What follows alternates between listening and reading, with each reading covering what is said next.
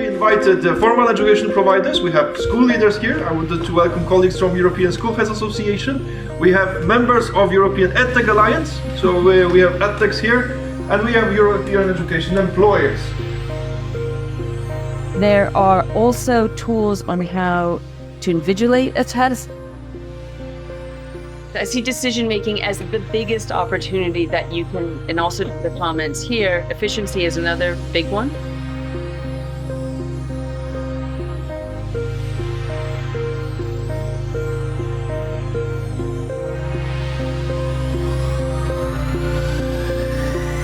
We are working on this digital education action plan, and sometimes schools have some issues with interpreting the data.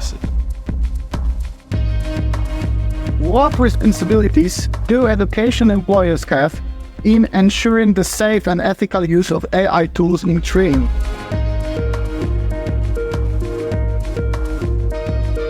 We want to focus on high quality and future-oriented education. And then we started the dialogue with stakeholders, and we try to focus on the ethical part of the technology.